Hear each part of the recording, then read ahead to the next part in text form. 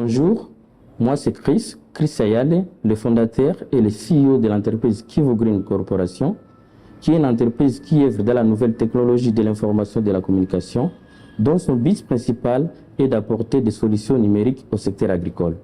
Et actuellement, nous sommes basés en République démocratique du Congo, précisément dans la province du Nord Kivu, où nous proposons une plateforme informatique qui connecte les petits producteurs au marché, mais aussi aux informations agricoles. En disant information agricole, je fais allusion à l'information sur le prix du marché, la météo agricole et le conseil agricole par rapport à une agriculture résiliente face au changement climatique. Pour mettre en place notre solution, nous sommes butés à plusieurs problèmes. Le premier problème est le problème d'analphabétisation des petits producteurs, c'est-à-dire certains producteurs ne savent pas lire et écrire. Et le deuxième problème est le problème de connectivité.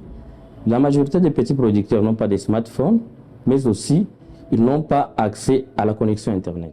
Face à toutes ces difficultés, nous avons utilisé des technologies accessibles à nos agriculteurs qui habitent dans les zones rurales. Nous avons notamment utilisé la technologie SMS, la technologie USSD, ainsi que la technologie Voice, et le message étant passé en langue locale.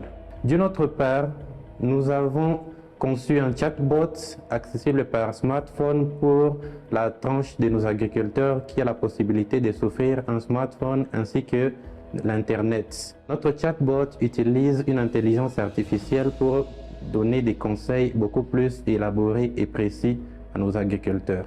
Le troisième problème est le problème majeur qui est lié à l'insécurité dans certaines zones de production où il y a la présence de plusieurs groupes armés. Vu les contraintes liées à la guerre, nous faisons face à un grand défi pour parvenir à atteindre notre cible à masse qui sont les agriculteurs, alors qu'ils nous présentent les soucis d'apprendre davantage et d'être formés pour tout ce qui concerne la numérisation du secteur agricole.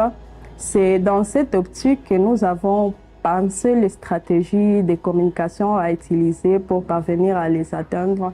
Nous faisons appel aux chefs de coopératives agricoles à notre entreprise pour les former. C'est à leur tour d'aller former les membres de leur coopérative.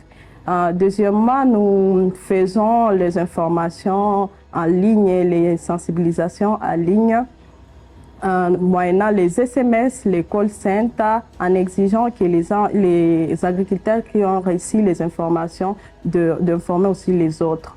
Troisièmement, nous faisons pour les activités qui nécessitent notre présence sur les terrains, nous exigeons aux chefs de coopératives agricoles d'amener et d'informer tous les membres de leur coopérative qui sont dans des millions, qui sont en conflit, de descendre sur les entités les plus proches afin de tenir des séances de sensibilisation et de formation. Vraiment, ce n'était pas facile, mais grâce à l'appui de Water and Energy for Food, nous avons pu réussir et de changer même des entités, voire de milliers, voire certains milliers de sites qui vont. Pour pallier à ces problèmes, nous avons adapté nos technologies afin que ça réponde au contexte des agriculteurs locaux, mais aussi nous avons changé notre stratégie de communication et notre stratégie de marketing, surtout dans les zones qui sont affectées par la guerre, afin que les agriculteurs puissent bénéficier de notre solution.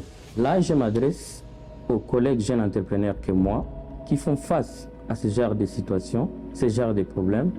Ce que moi je peux leur conseiller est de toujours s'adapter, peu importe les contextes, peu importe certaines réalités qui se trouvent dans les zones rurales, mais ce qui est important, c'est de s'adapter et mettre en place de nouvelles stratégies afin que cette masse de la population très pauvre qu'ils puissent bénéficier de notre solution.